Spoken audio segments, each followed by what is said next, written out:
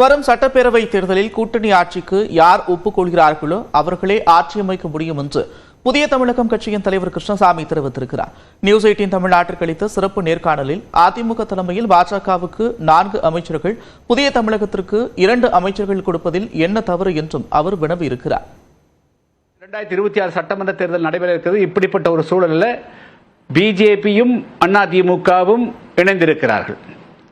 ஆனால் இதுபோன்ற ஒரு பேச்சுவார்த்தை நடத்துவதற்கு முன்பாகவோ, இது இணைப்பு ஏற்படுவதற்கு முன்பாகவோ, அதில் இடம்பெற்றிருந்த அதிமுக தலைமையில் இடம்பெற்றிருந்த புதிய தமிழகம் கட்சியிடத்திலோ அல்லது வேறு எந்த அரசியல் கட்சியிடத்திலோ பேசியதாக தெரியவில்லை. அது கூட்டணி உறுதி செய்யப்படும் பட்சத்திலும் 2026 தேர்தல் கூட்டணி ஆட்சியா அப்படிங்கிற முடிவு வர வரைக்கும் நீங்கள் உறுதியா இருக்கீங்களா? இந்த நிமிடம் வரலும் அதிமுக கூட்டணியில் 2024 போட்டியிட்டோம்.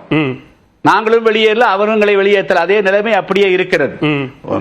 அவர்கள் எங்களோடு இந்த பிஜேபியோடு சேருகின்ற பொழுது இடத்தில் பேசவில்லை என்ற ஒன்றை தவிர பாக்கி மற்றபடியே எல்லாம் இருக்கக்கூடிய நிலைமை அப்படியே நீடிக்கிறது. இது எப்படி இன்னும் 2026 அசம்பிளி வருக எப்படி போகும் என்பதை பொறுத்திருந்தா எல்லா சூழ்நிலையும் சொல்ல முடியும். பங்கிட்டு தாங்களா ஒரு குடும்பத்தில் இருக்கிற அண்ணன் தம்பி சகோதரர்களோடு பங்கிட்டு கொடுத்தால் அது என்ன குறைஞ்சு போகுது? அதிமுக ஒரு கூட்டணிக்கு தலைமை ஏற்பதாக இருக்கும் பட்சத்தில் பிஜேபிக்கு ஒரு 4 அமைச்சரவை, புதிய தமிழகத்துக்கு 2 அமைச்சர்கள், இன்னும் 2 அமைச்சர்கள் கொடுத்தா என்ன குறைஞ்சு போகுது? அப்ப நல்லாட்சியை கொடுக்கலாமே.